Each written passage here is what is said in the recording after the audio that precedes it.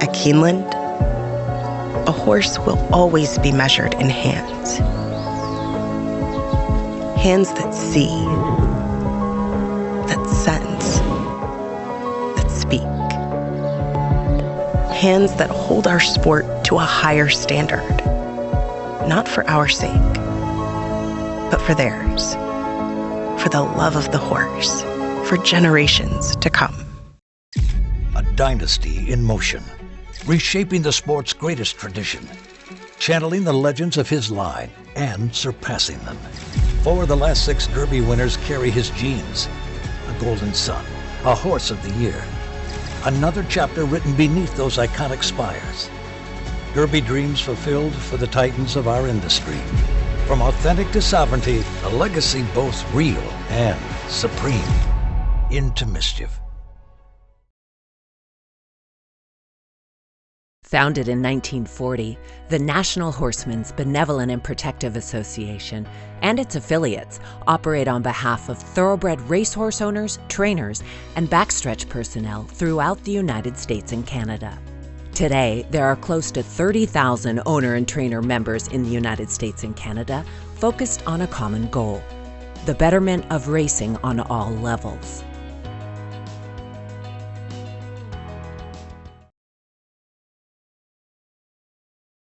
I'd like to welcome everyone to the 2025 Virtual Thoroughbred Owner Conference Series. I'm Gary Falter with the Jockey Club, and this is the 8th panel in our series of 10 panels that take place this year. And our full schedule can be found on our website, ownerview.com, where we have the date and the time of each of the monthly webinars. In fact, we even have a link for all of the past webinars that you can watch at any time. So visit our website, ownerview.com. Now, today's panel is trainers adjusting to the new HIWU rules, and HIWU stands for the Horse Racing Integrity and Welfare Unit. As the panel progresses, please use the Q&A feature that's on your screen, and you can submit questions on the topics that we're covering. And then at the end of the session, we'll try to get to as many questions as time permits. Now, before we get started, I'd like to take a moment to recognize our sponsors, starting with the presenting sponsors, which are Bessemer Trust, Stoll Keenan Ogden, and Keeneland. I believe you saw Keeneland's ad just a moment ago. And our panel sponsors today are Spendthrift Farm and the HBPA, and I believe you saw their ads just a moment ago. And the Q&A sponsor is West Point Thoroughbreds. And our sincere thank you to all the sponsors for their continued support of thoroughbred ownership in this webinar series. And you can see on the screen all the sponsors we have this year, and we greatly appreciate each and every one of them. So today we're here to talk about how trainers have adjusted to the new rules that were set forth by HISA and the organization HIWU. And we're fortunate to have 3 successful trainers that are giving us their views and their experiences. And also on the panel, we have 2 representatives from HIWU.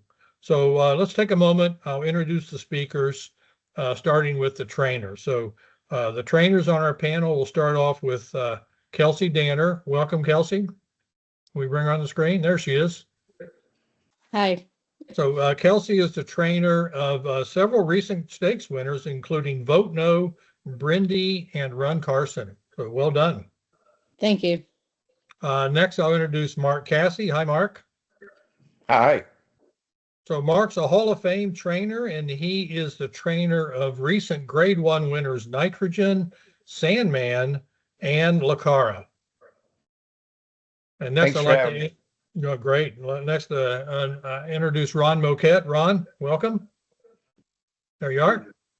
And Ron's the trainer of earners of over $3.5 million this year, including Grade 3 winner Speed King. So welcome, Ron. Good to be here.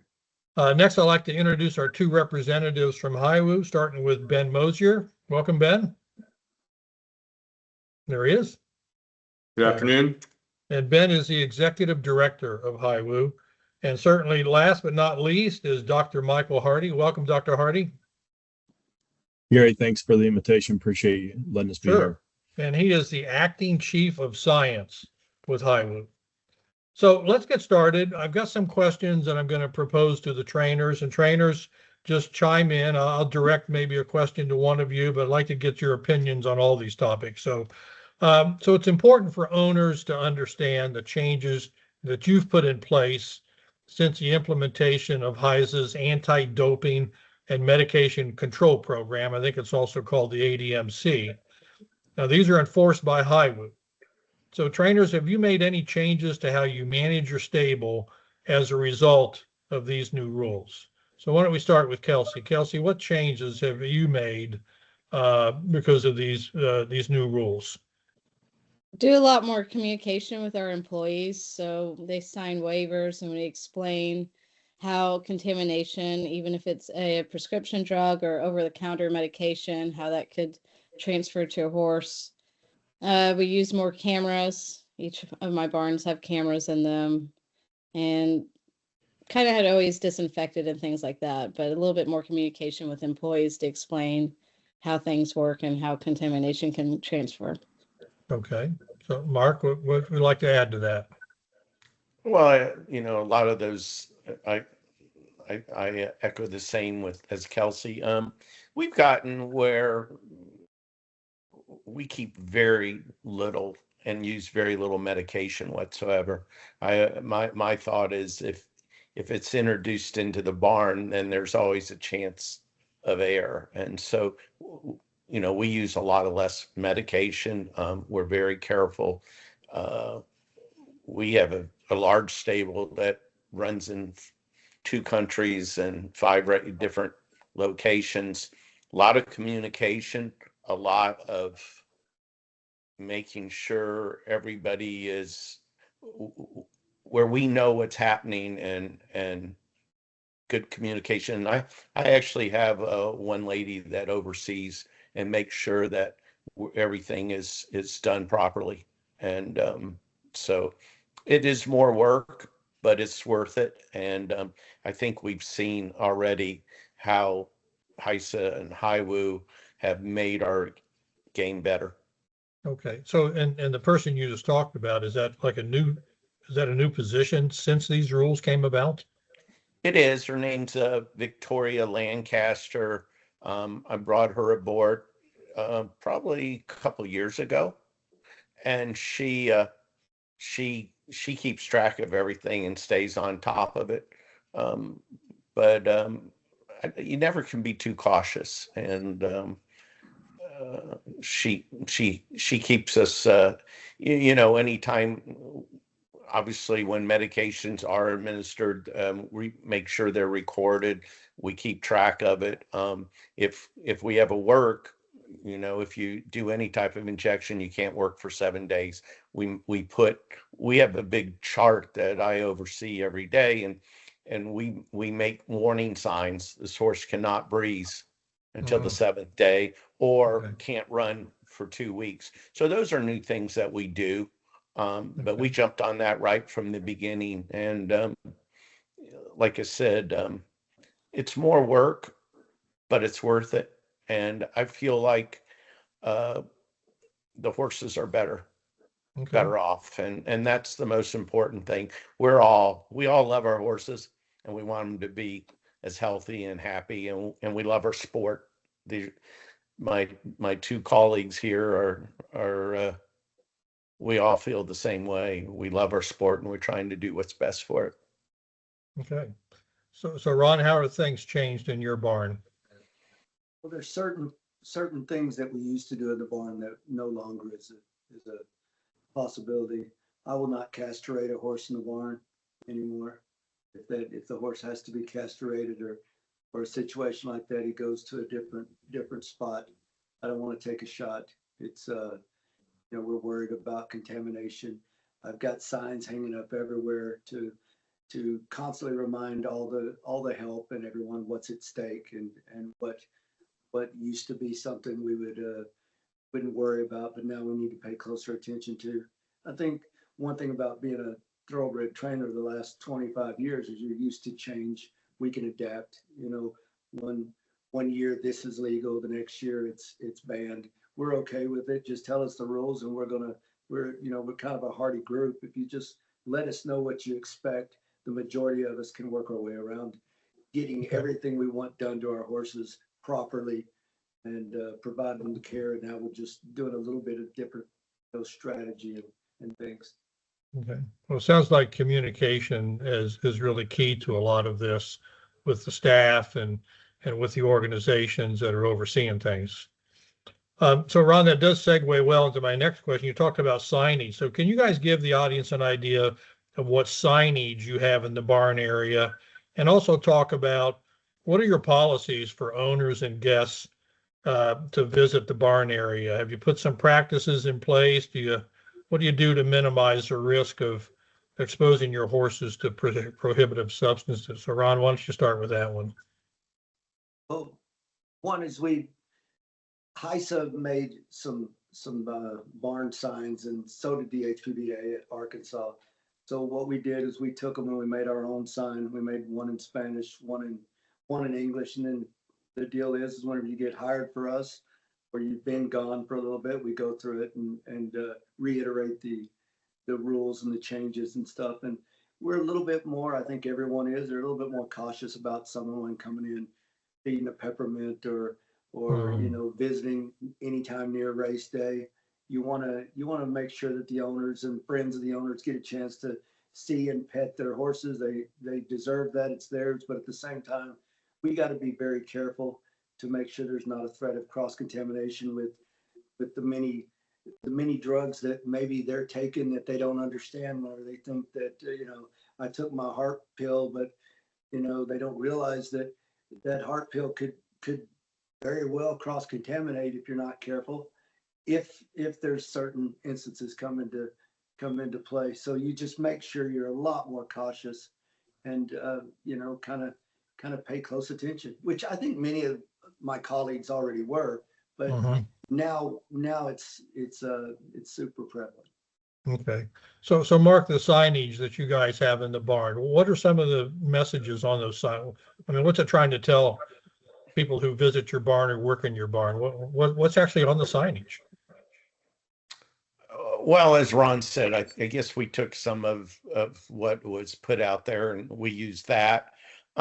We kind of, we get a lot of visitors when you have Sandman and Nitrogen and those kind of horses. We just try to tell them, look, be careful. We have to be careful. We do probably let too many peppermints be fed. I mean, it is, but you don't want them to lose the experience. I'm maybe not quite as paranoid about it as I should be, but I also feel like that's part of the experience, and you want these owners to be able to have that experience. I will, especially as we get close to race day, a day or two out, we limit to all the touching. They can look from outside the shed row and say hi from there. Don't you see that that's kind of like a good spot to teach owners and things, what we're doing now, the differences? It's kind of like, yeah, I always like when they come around. I don't think most owners understand what we go through every day. And I'm not talking about HIWU and HISA. I'm talking about, how closely these horses are looked at now, and the regulations and the commission vets. And it's like, you're holding your breath the entire time. And I like when they come around, the owners, and see, and then they understand a little bit more. Seeing is believing, right, Ron? Okay. Kelsey, what would you like to add to all that? The signage, the communication with your staff, the owners visiting your barn area? I'm probably the same as Mark. I'm pretty lax on clients or people visiting. I think the chances of a positive from a peppermint is probably going to be very low. So, I think at some point they deserve the experience. It's their horse. They should be able to pet it, feed it, whatnot. And like I said, I feel like that's pretty low risk for any sort of contamination. So would you recommend a stranger not go strolling through your shed row? No, I don't want a stranger to go through my shed row at all because they don't belong in there. But if it's a client or Right. someone like that, I mean, they have a right to see their horse. So, Absolutely. Okay. All right. So next, go ahead. Gary, I thought if I can I add some comment there? And Absolutely. first off, congratulate the three of you for just your incredible career so far. And thanks for taking the time for today.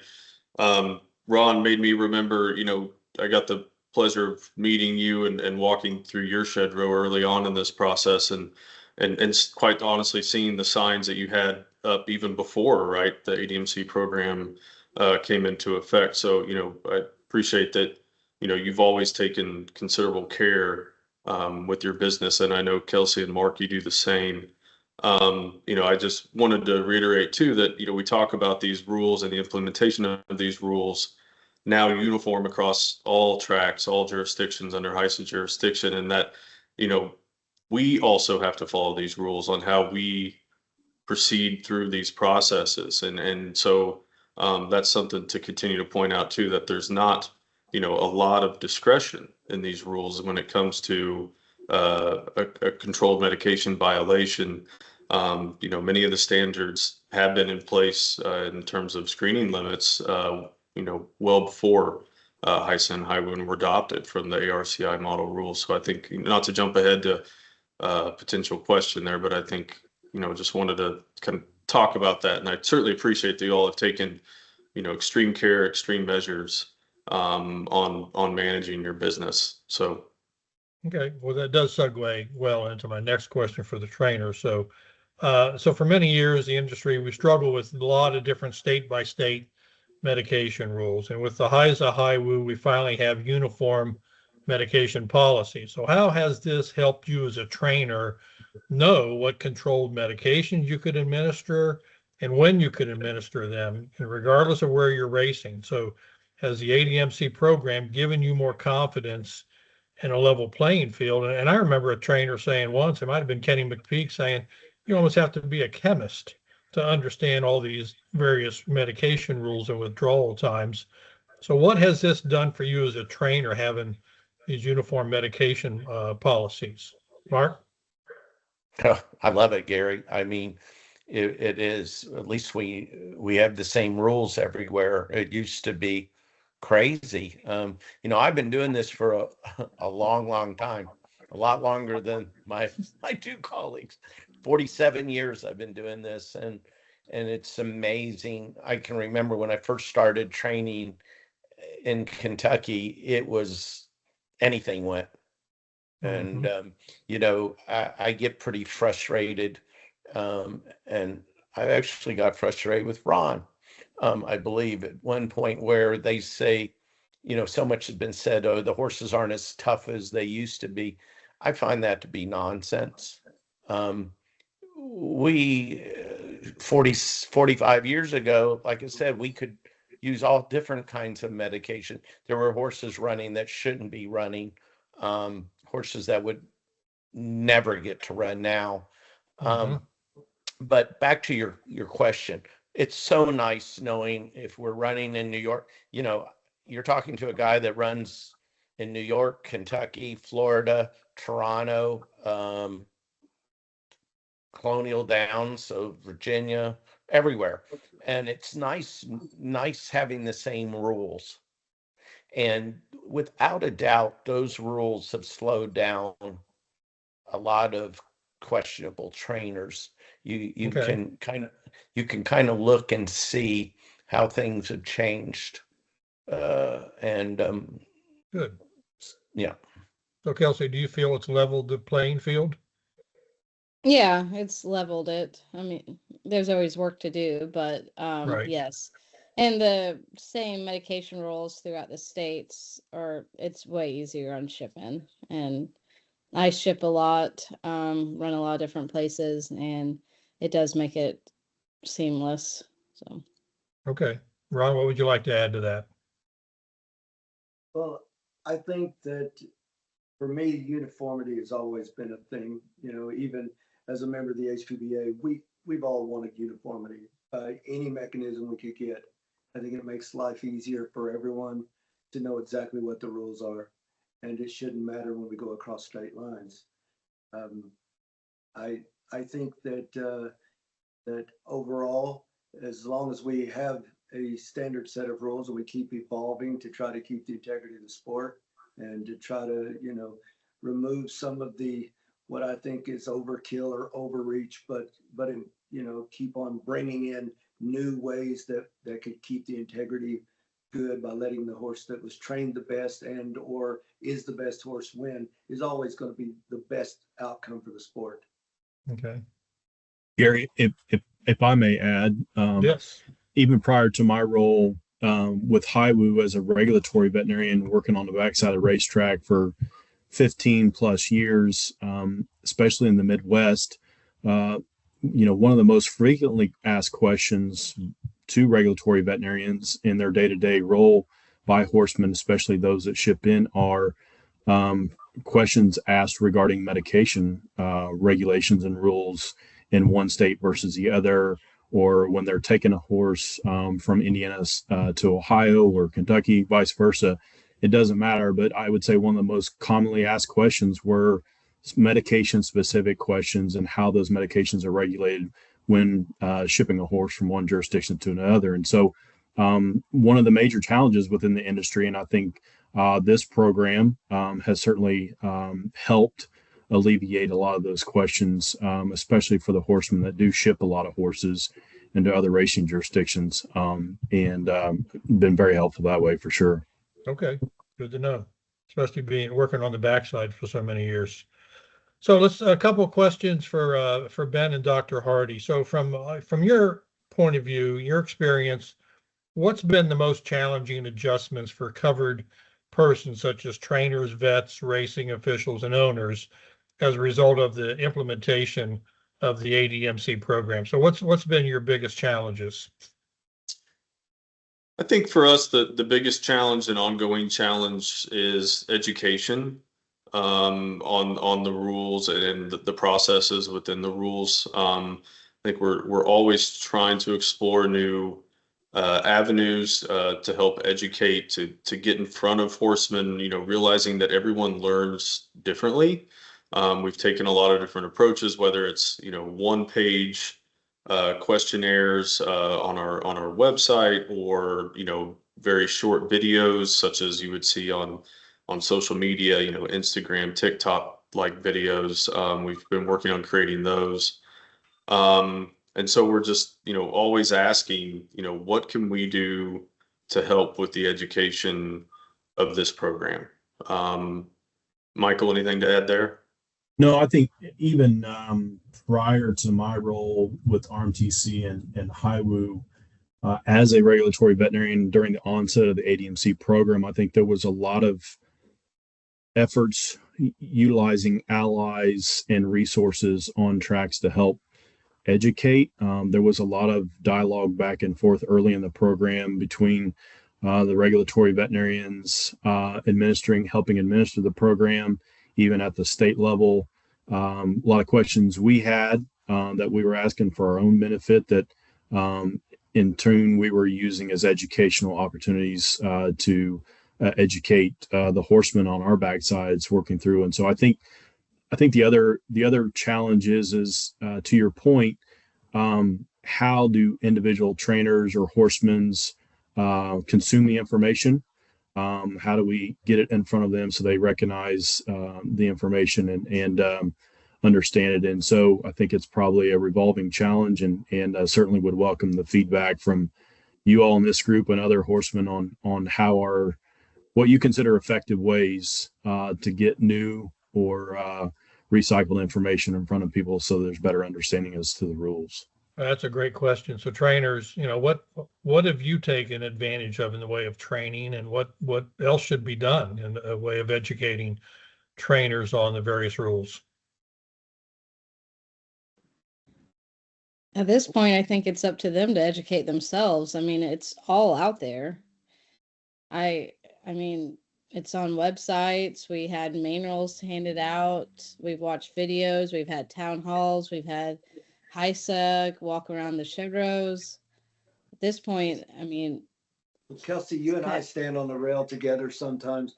I would say that the Horsemen's Advisory Board answers a lot of questions for people that they may not know where to get the answers. Mhm. And like I've watched people write up to Kelsey and ask her a question, and she didn't know the answer. She would go find out for them and help explain it. I think that's a pretty good mechanism to Mhm. kind of translate a new regulation or the desired effect of a regulation. And I would find myself a lot of times, me, whenever I say something to explain something to someone, I'm kind of like an in-between to talk to, Yeah. my folks that maybe not sure about the way this is meant or the way that it's applied. Anytime there's something comes up, hey, what is this? Capsaicin is illegal, and we can't use red pepper anymore. And I think that everyone on this panel and on the advisory committee has had to answer these kind of questions. So you just make yourself available for that and understand that everybody takes it in a little different. There's several different languages and things back there all trying to consume the same bit of information. I agree with Kelsey and Ron. I know when it first started, I don't know how many questions we would get Sure. a week. A lot. They would come to us, and I'd call Kelsey or Ron. We were trying to figure it out, but I don't see that anymore. I don't get calls anymore, and I think if you're not educated now, then you don't really want to be educated. And there's so many things. HIWU and HISA have done lots of good things to educate everybody. So if you're not educated now, then really it's your fault. I do think it. I do. Go ahead. Sorry, Gary. I was just going to say, I do think it's important to recognize the importance of HISA and HIWU working alongside industry stakeholders such as yourself to help relay information, to educate, because I think people are more willing to engage when they're familiar with the person or persons that they know, right? That walk the walk, talk the talk, right? Are familiar with the day to day on the backside, and so I think that goes a long way. And so continuing to work alongside industry stakeholders, trainers, other horsemen, other stakeholders to communicate effectively, I think is a really good way to reach people. And people are a lot more willing to ask questions to people they recognize and work alongside with, right? Absolutely. Yeah, for sure. Okay. So I'd like to remind the audience, if you have a question for any of the panelists, just use the Q&A feature and we'll try to get to as many as we can at the end. So next question for the guys from HIWU. So there's been a lot of talk about testing levels under the ADMC program. So how did the screening limits, minimum reporting levels, and those types of things change as a result of the ADMC program, or did they change at all? Yeah, so it's a good question. I guess I'll back up a little bit in that I think the industry prior to the ADMC program became accustomed to threshold regulation and withdrawal guidances that were produced specific to the control of therapeutic medications. And so with the advent of the ADMC program, rules were adopted that considered both ARCI model rules and IFA international standards with controlling these medications. And there were adaptations, that were made to American racing in consideration of those standards.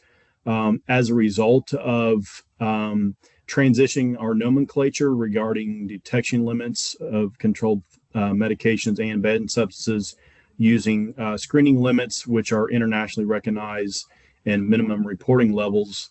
As a result of that change, the RMTC, the Racing Medication Testing Consortium, actually, due to request of industry stakeholders and horsemen, their scientific advisory committee did undertake a review of the screening limits of controlled therapeutic medications and produced a withdrawal guidance for those substances at the advent of the ADMC program, which is familiar and recognizable by the industry based on how these substances were controlled previously. But the short answer is actually through this process, testing specifications essentially have not changed for these substances, even though our nomenclature has. So I think the biggest change is actually the uniformity or the harmonization of which these violations are enforced.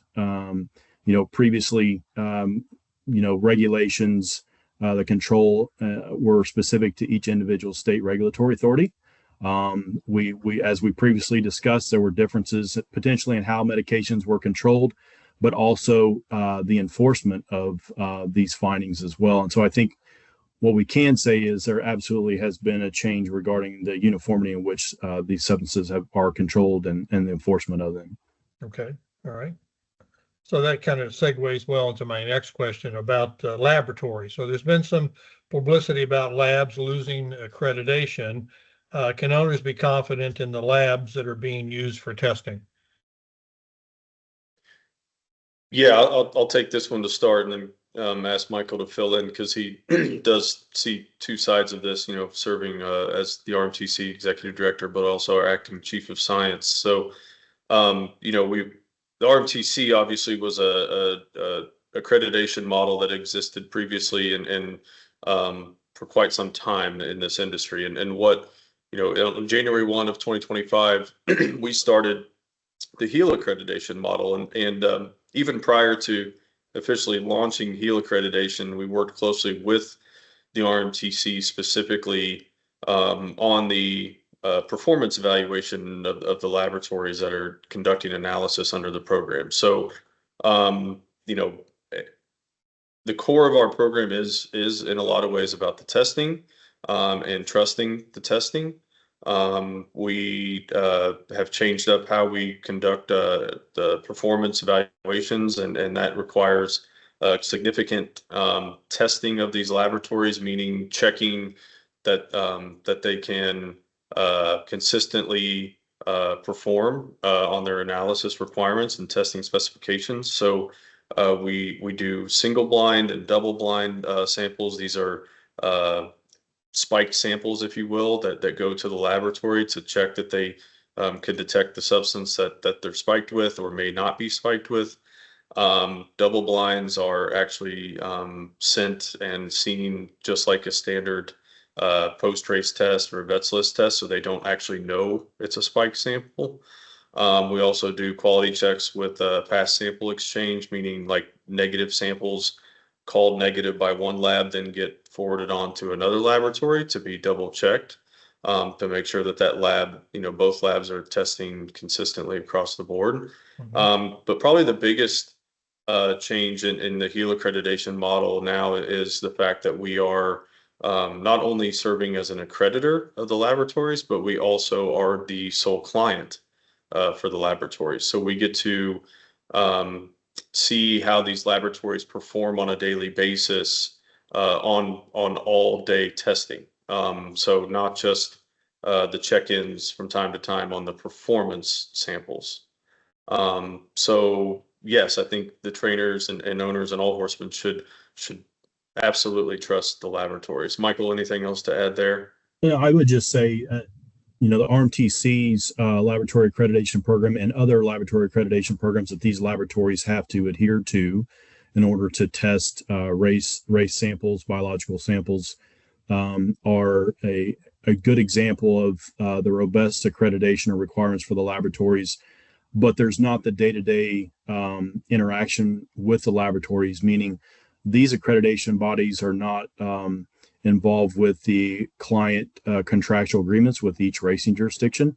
There are accrediting bodies that are able to demonstrate to the industry that these laboratories can do what they say they can do from a performance standpoint. The advantage of the HEAL program and HIWU is not only are we a singular client for the labs, but we're also an accrediting body that is overseen by our independent laboratory expert group, which oversees the accreditation program. But the important piece here is HIWU's intimately involved. The science team is intimately involved with the day-to-day operations of each of the laboratories.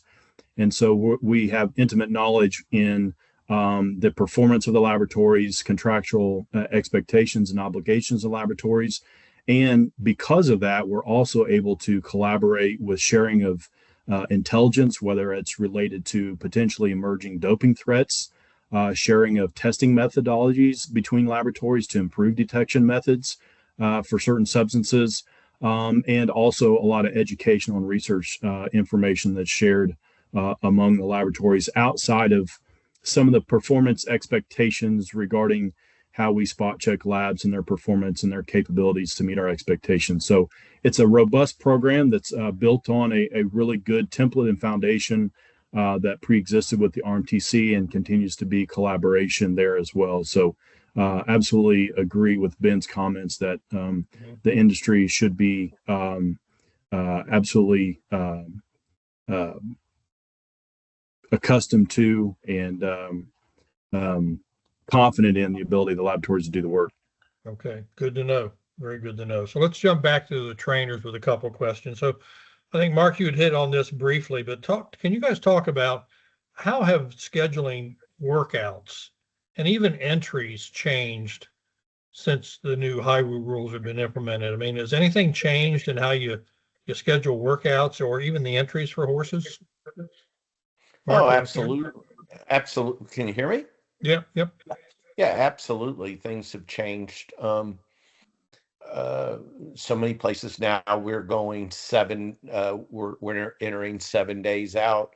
I find myself now, we used to breeze, a lot of times I'd breeze 5 or 6 days out from a race. I'm now breezing for the most part 8 days out because it allows us to work the horse, see how the horse comes out of the work before entering.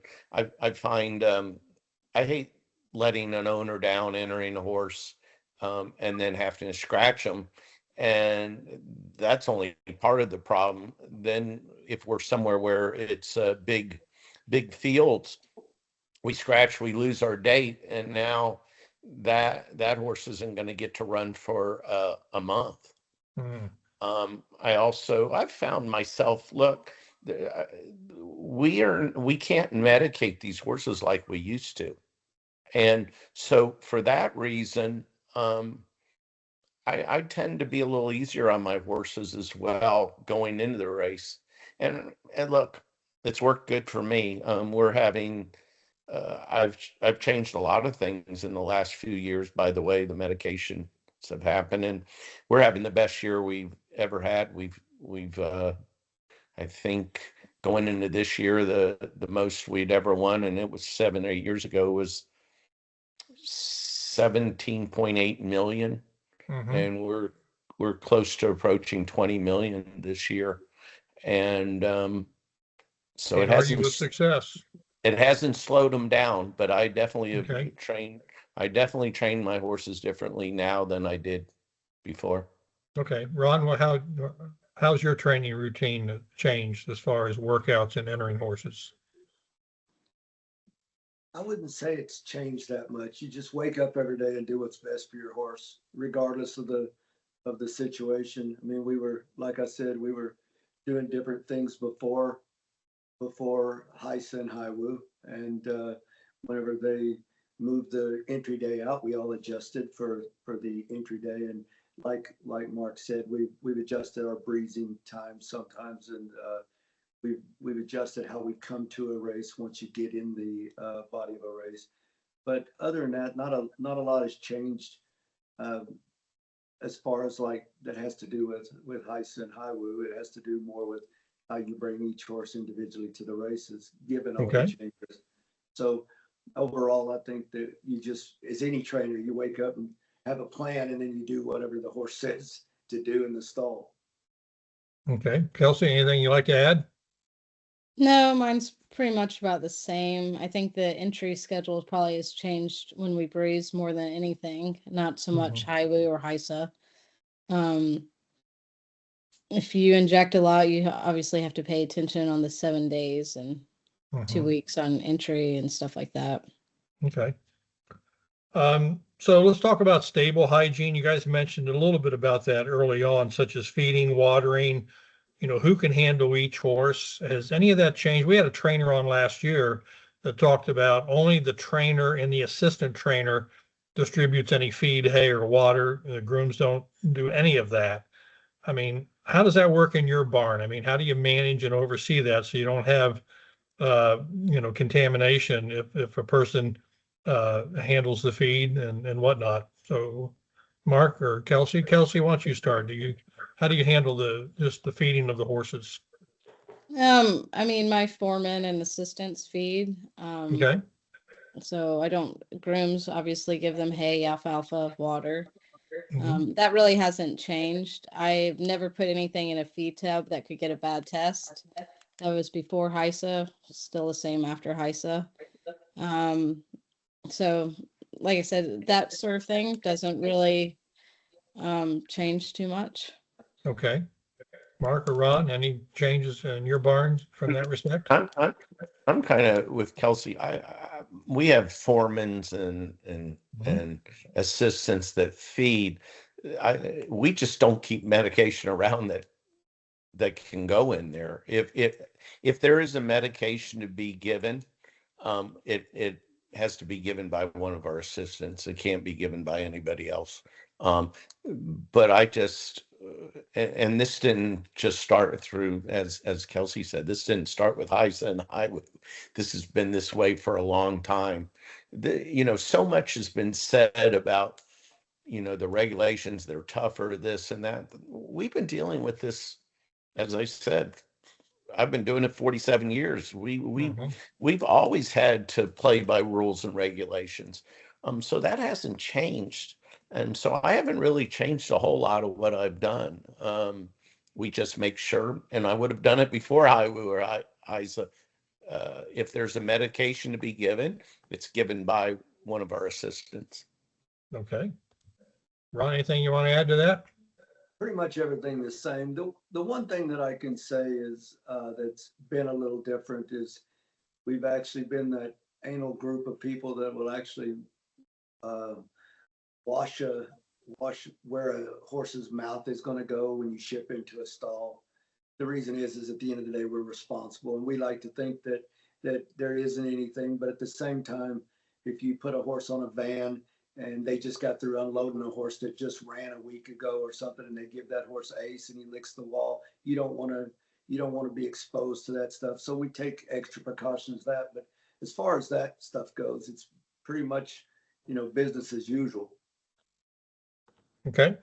So a couple more questions for the guys from HIWU. So talk about how HISA and HIWU have adjusted any rules or enforcement mechanisms since the launch of the program based on feedback that you've gotten from horsemen. So have you made any adjustments to the rules based on feedback since you've started, Ben? Yeah. I mean, ongoing conversations constantly amongst industry participants, amongst, the Horsemen's Advisory Group, as well as, there is a specific process in place for rules to be changed, proposed, red line, public comment, all these things. So, some of the most important changes, I'll be the first to admit, we went forward with a set of rules. They weren't perfect. And we made some considerable changes. Some of the highlights include, carve out for human substances of abuse and treating those differently than other banned substances, and much smaller penalties associated with those specific substances. We've seen a general decrease in the positive tests for those types of substances as well. Another hot topic, over a year ago, I guess, was provisional suspensions, right? And the outcry that horsemen weren't given the opportunity to put together their defense and were suspended during this time. And we halted basically all provisional suspensions based on some guidance from HISA and the FTC. So that's been welcome changes. So very rarely, if ever, do we issue provisional suspensions. There has to be some pretty egregious behavior, such as general concerns for horse welfare, multiple banned positive tests on multiple horses, things like that. So those are two very significant changes. I'd like to point out too that Dr. Hardy, even before coming on board with HIWU as our acting chief of science, I mean, he was an active member of the Horsemen's Advisory Group alongside Mark, Ron, and Kelsey. And and I know was an active participant, and now still sits in on those meetings and hears from horsemen about their concerns regarding the rules. So, there's considerable red lines that are currently being drafted and near the end of drafting those red lines. And those will go through a process where they'll be open for public comment on the HISA's website. And then ultimately you have to go to the FTC for approval after any changes are made after public comment. And I think, that time is coming likely within the next few weeks, but definitely before the end of the year where those will be open for public comment. So we've been able to address a lot of things. The other thing, Ron touched on this too, is, we have a set of rules and we're working to evolve them. And that doesn't mean that we stop after this reiteration of red lines. We have to continue working together, communicating on these rules and implementing them for future generations as well. And a perfect example is if you look in the human sport, the World Anti-Doping Agency, which some of our rules kind of come from, they are going through their 7th iteration right now of the World Anti-Doping rules that have been in place for 25 years. So that just shows that we have to continue to improve and evolve as well. Well, that kind of segues into my next question. It sounds like you already answered it. So you expect there may be more changes in the rules yet to come. Yes, sir. Yeah, the short answer is yes. There will be Okay. significant proposed changes for the public to see. Okay. I would also add, Gary, if I could. Yeah. I do think the Horsemen's Advisory Group, because I was offered the opportunity to participate in that capacity, continue to listen in on those meetings and be a resource if needed. But I think is a really good conduit of discussion and information back to the industry related to some of the concerns or potential changes that we can make to meet some industry needs. So I would encourage that dialogue. I think that dialogue is very critical for our industry, not only in that format, but also other opportunities we have to have these open conversations between stakeholders. So, I mean, that is an evolving process that I think is critical for our industry going forward. Absolutely. So what do owners really need to know about how their horses and any earned purses are affected if there's a medication violation? So owners that are on the call, what do they need to understand if there's a medication violation? Ben? Well, the first thing is no matter the degree of the controlled medication violation, it's now uniform across the board. There is an automatic disqualification of the results if it's from a post-race sample. And I know that existed in some jurisdictions, maybe not in others, but that now is uniform across the board. Redistribution of purses, that's not something that is covered under HISA and HIWU necessarily. Some jurisdictions, they still have the power to distribute purses before results come back. Others hold all purse distributions until the results come back. So that does still kind of vary, and it's not covered under the current HISA rules. Let me ask, what's the timing on that? Is it a few days, a couple weeks? So for post-race sampling, we required laboratories to report those back to us within 10 business days of receipt.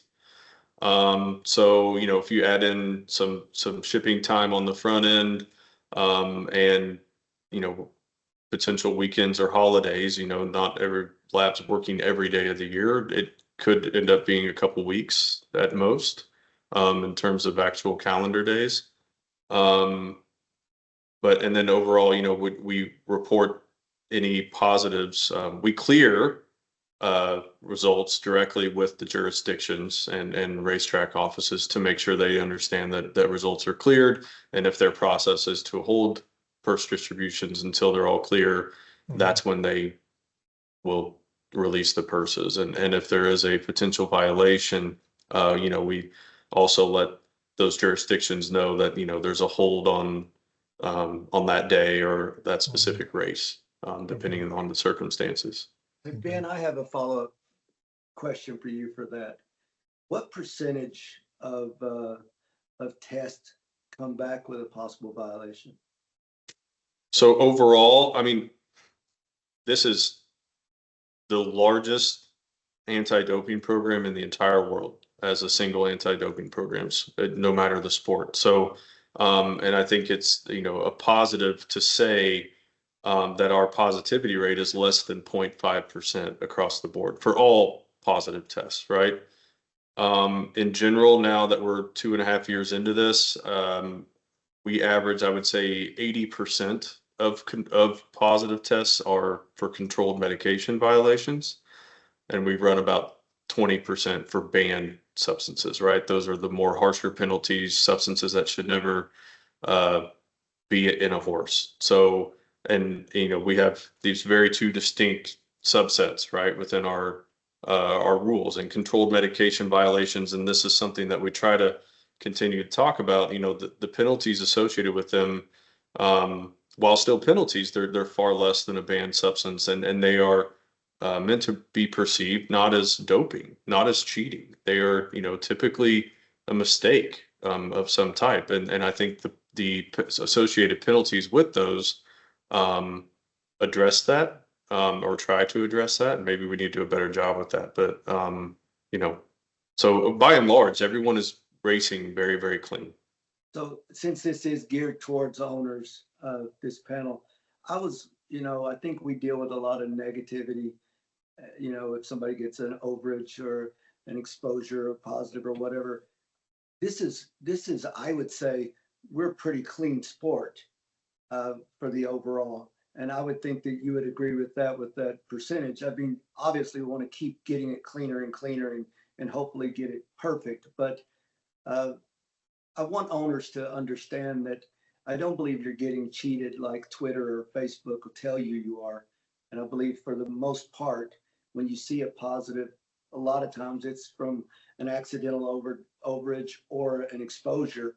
Not saying all of it is, but I don't want, especially owners, to be told from a gambler or something that it's a cheating game and everybody's cheating.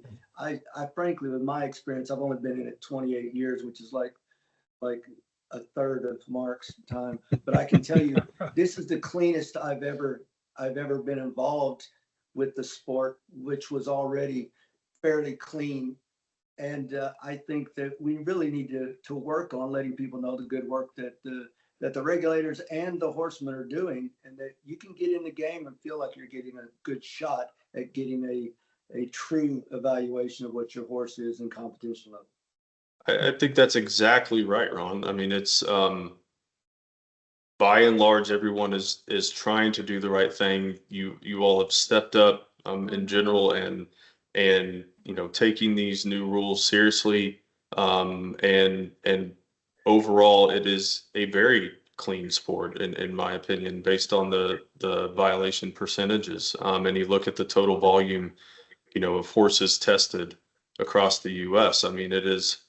You talk to international counterparts, and they're doing, a tenth of the testing in many of these other countries that we're doing. So it's a great message that we have to continue to push. That the trainers are doing a really great job of controlling what they can control. And Ben, just to clarify, you'd said only 0.5% of the tests come back positive. I mean, that is a very low percentage. That's correct. Okay. I would agree. I agree both with Ron and Ben. This is the cleanest I've ever seen our sport, and the safest. So the reason that I brought that up, obviously, we had a very large, famous owner just stepped out of the game, and he cited that he felt like that drugs were overtaking the sport as the reason he was leaving. And that, I think, one man's perception got shared all over social media. It was talked about on all the trade shows. He's a good guy. I like the gentleman. I think he's deep down probably a pretty smart guy. But I felt like the narrative had been allowed to be pushed that this sport wasn't as clean as it actually is. And I believe that we do a lot of shooting ourselves in the foot with the fact that we just don't stand up and right those wrongs when they're spoken out loud like that could affect someone getting into the game, feeling like, well, I may not get in it because because the sport's obviously dirty. People are leaving, and that couldn't be furthest from the truth. Yeah. The And that's problem right, is how, Ron. I'm sorry. No, go ahead, Mark. No, I was just going to say, there's no pill for stupid. And when people do stupid things and say stupid things, a lot of times, if you try to defend it, it just puts more emphasis on it. It's just a slippery slope. All we can do is keep doing our best. I think the results show that. And, as I said, people will say stupid things. But We have one of our biggest owners in the world. He amazes me for such a smart guy. He says some of the dumbest things, but Yeah. what can you do? I mean, to your point, Ron, though, the messaging is critical to ensure the longevity of the sport, right? And I think that's the uphill battle that we deal with day to day in the racing industry. Yeah. But absolutely whenever right. when I was at Delaware, we did a panel, kind of like we polled a bunch of people coming outside of the mall, coming outside of the University of Delaware, and we were asking several questions like, what do you think of Lasix? What do you think of horse racing? How many times do you watch racing a year? And it was amazing how many people thought that it was just filthy, and that Lasix was causing horses to break down, and that they quit watching because it was drug related sport. And I was like, obviously, it's not true, but if there's no one out there just saying the truth, just say the truth. If there's somebody get a positive from an exposure, then say what it is. It's a positive from an exposure. You're going to get fined, but he wasn't attempting to, or she wasn't attempting to gain an advantage.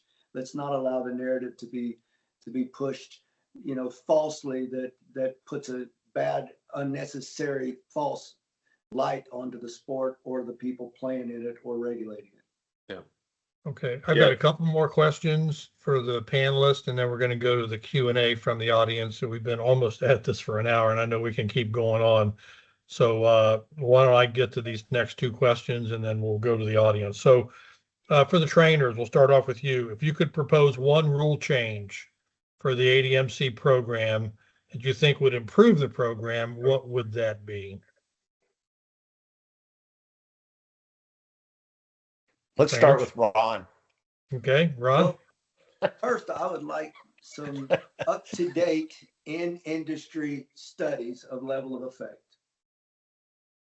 I think in order to get it right, you need to establish level of effect. And I would like level of effect to come within inside our industry. And I would like there to be a more of an emphasis to gather that data and that information. And, I'm not blaming this on HISA or HIWU or anybody. It's just something that's been pushed, but it truly affects the perception of our sport. And I think if I could wake up tomorrow and say, Ron, the genie gives me one wish, I would say that's what I'd like. I'd like level of effect, thresholds that are current and to how we test and in industry study. And I think if we could get that, that would help us keep the bad people that may take an advantage from trying and or not falsely vilifying someone with an accidental overdose or an overage or exposure. And, it could change the narrative of how things are spoke about in the industry. Okay. Are you talking about therapeutic or banned substances? I'm talking about if they test for it, I would like to have a current in industry study done to test for the level of effect. There's some things that we're still calling on. HIWU and HISA, basically, they started with a group of rules. We've, as our job, you and I and Mark being on the advisory board, we've worked to try to say this one's not fair, this is impossible, this one you need to do better on, or whatever. And they have, in fairness to HIWU and HISA, they've listened to us on many occasions. And that's what all we can ask for. But, I don't think anybody on this panel wrote one rule that we all had to follow. But I think some of the levels of effect and some of the things that we're testing for, certain levels of this or that. I think that could all be adjusted, and I think it probably will be as we go. But I think the quicker we place an emphasis on that, the better off our industry is going to be, because there's no one that competes daily. Whether or not I respect Kelsey, which I do, and Mark, which I do, I want to beat them, and I want to know that they are. And I'm sure they want to beat me, and they probably do a lot. But I also want to know that we're competing on a level field. But I also cannot stand the thought of me first, but Kelsey or Mark or anybody I compete against get run out on a rail financially and or with your reputation because of an overage that was probably never going to affect the outcome of the race. And was it done by either neglect and or malice intent? So I'd like to get clearer lines with that. And I think that's something that could happen and probably will. Okay. Ben or Dr. Harding, any response? Well, I mean, the response is, I think we've had this ongoing debate for a long time. I think there absolutely has been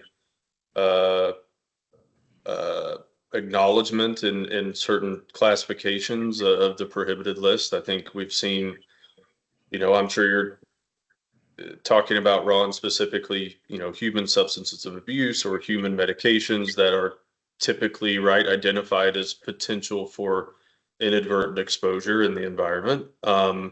And, we've got things such as methamphetamine and cocaine and these human substance of abuse, thanks to horsemen taking this seriously, they, in their own hygiene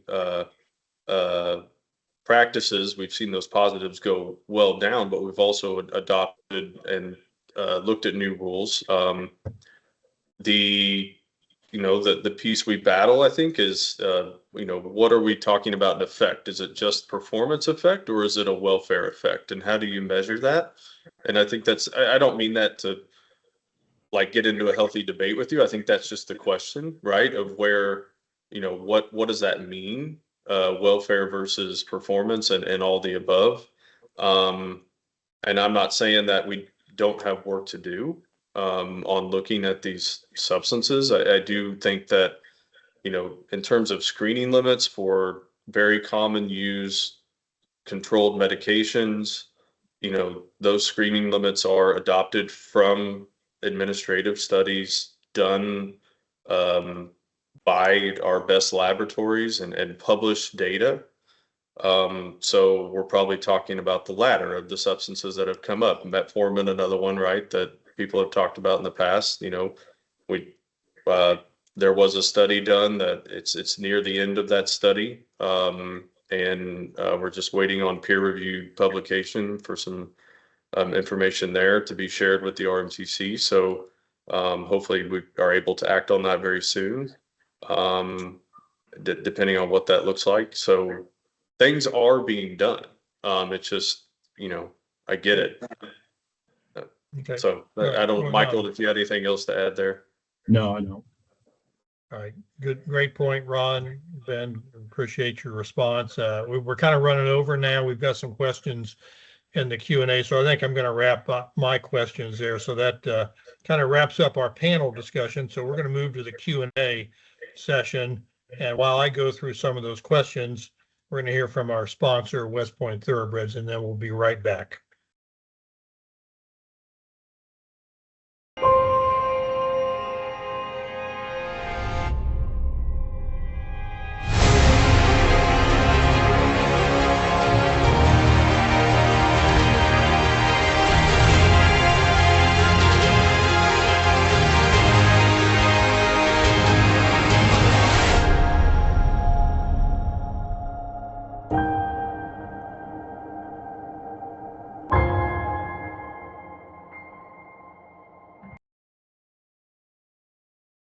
Okay, all right. First question that we have in the queue. So are there consequences for laboratories that fail the blind and the double-blind quality test?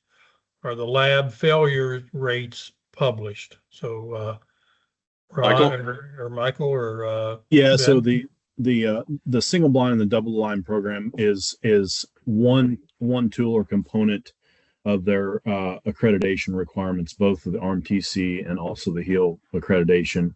And so it's one of the evaluation metrics for the performance of the laboratories in order for them to maintain accreditation. And so, as a result of a false negative or a failure of the laboratory to detect a substance or not in their performance, that is evaluated, provided an opportunity for them to do a root cause analysis and corrective actions behind that.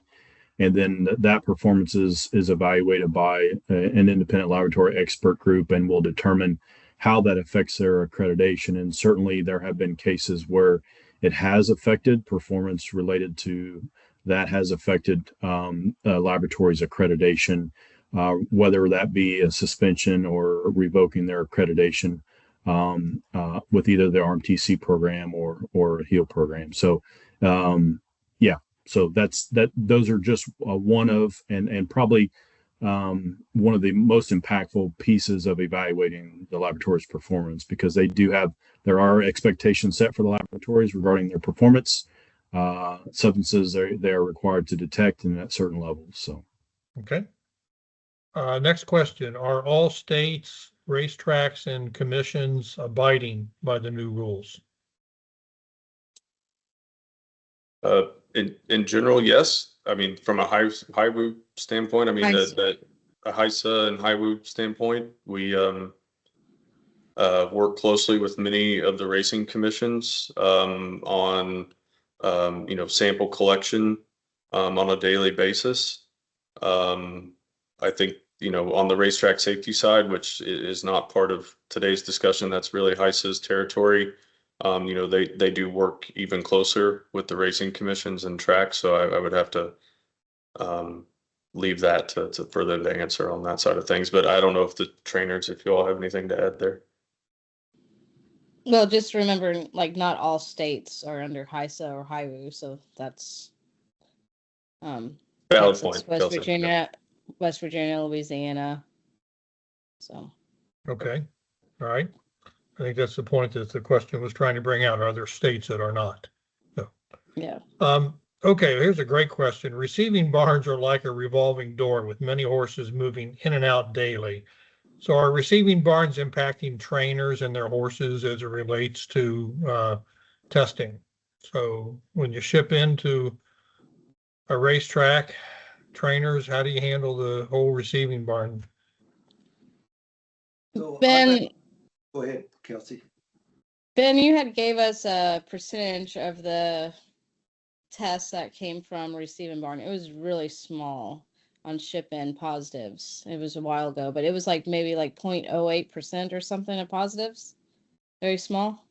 I remember pulling that data. That was, I think, from year one or Yeah. the first 12 months of the program. It was very small. It doesn't mean that there's certainly seems to be extra precaution taken by horsemen when they are shipping in. But yes, I think in general, the ship-in positivity rate is not this large number. And Yeah. And since then, HISA has put in some more protocols as far as receiving barns cannot be used to hold normal training horses within 3 weeks of races. They have to be sterilized. So they're doing a lot more steps on each receiving barn.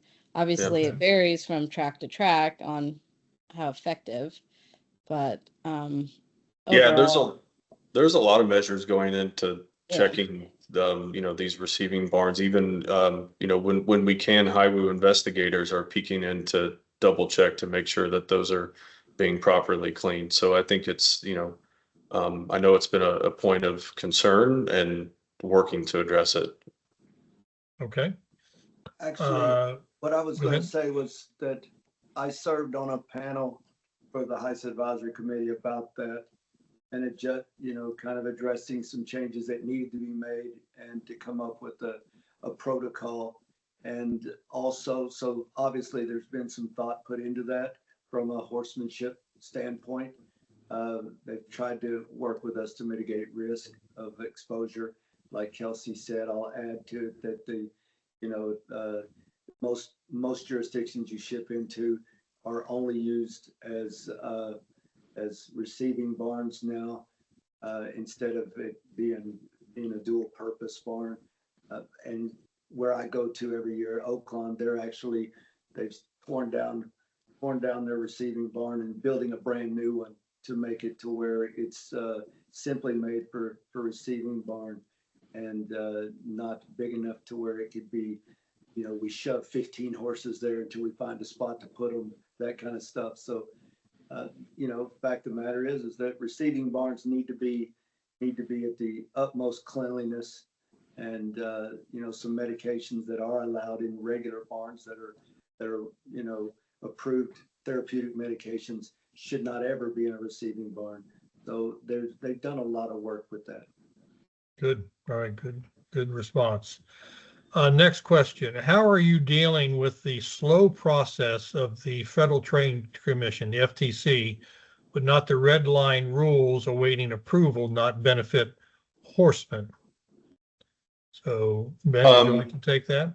Yeah, sure. I mean, in fact, I would say the majority, if not all, the red line rules likely are significantly positives for the horsemen. And what we've done, I can't force the FTC to move any faster than what they do. I actually don't have direct contact with them. That's HISA's job. But what we do is, if there is a potential violation that would be handled differently under new proposed red line rules, we're giving that benefit to the horsemen and staying those cases so that there is no penalty associated with that violation under the current rules, right? The perfect example is the carve out for human substances of abuse with a methamphetamine. Previously under the rules would have been a 2-year maximum penalty with the ability to work down from there, but now it's a 60-day maximum penalty with the ability to work down. So those cases, rare now, but when they do come up, those are automatically stayed.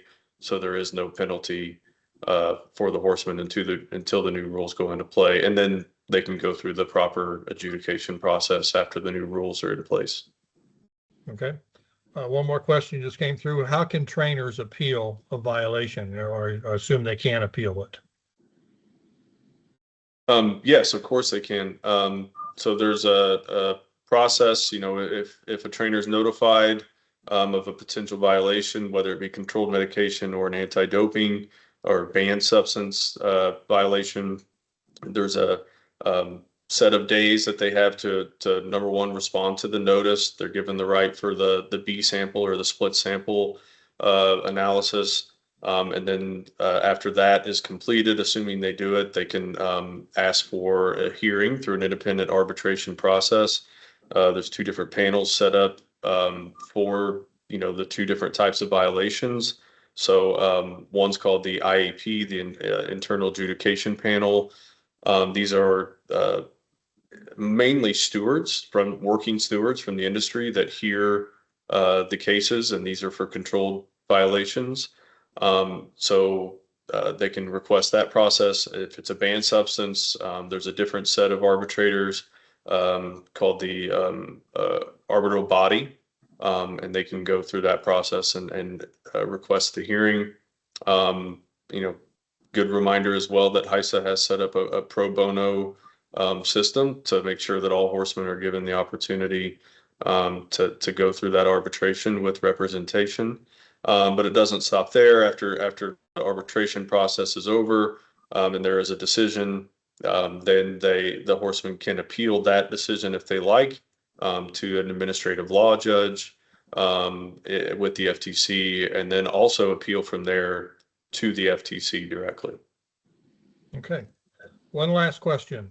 What can we do as an industry to get all persons and organizations together to support this long needed efforts of HISA and HIWU? So a great question.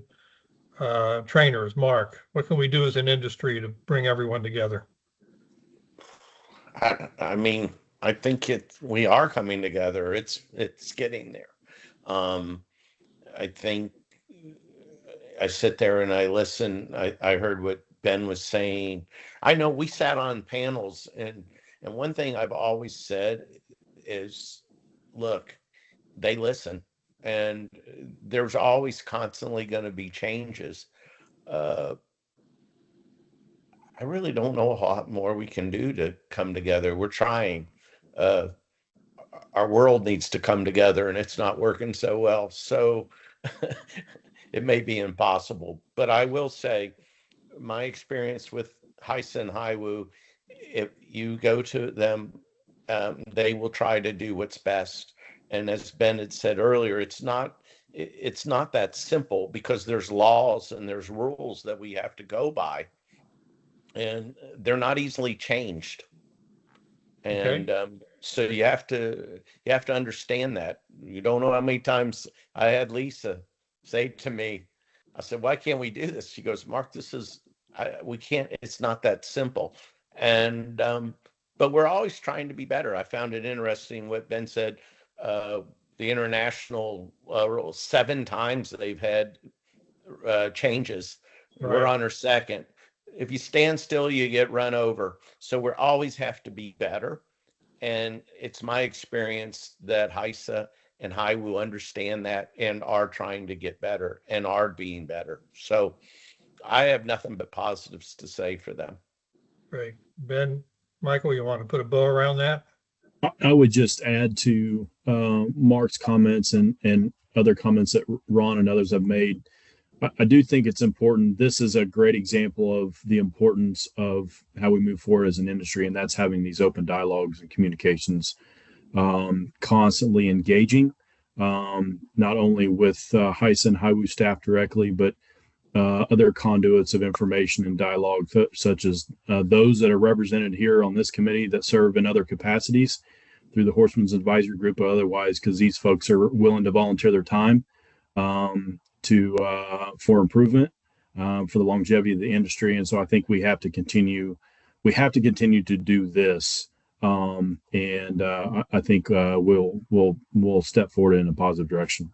Okay. Well, that wraps up our Q&A. We could go on a little bit longer, but I think we've gone on long enough. It's been 1 hour and 17 minutes. So audience, if you have any follow-up questions for today's speakers, just send me an email and I'll forward it on to the proper person. So I really like to thank our panelists for your time, your insights. This is a hugely important topic. And, thank you, Kelsey, Mark, Ron, Ben, Dr. Hardy. Just really thank you for your time, your insights. We sure appreciate your being here.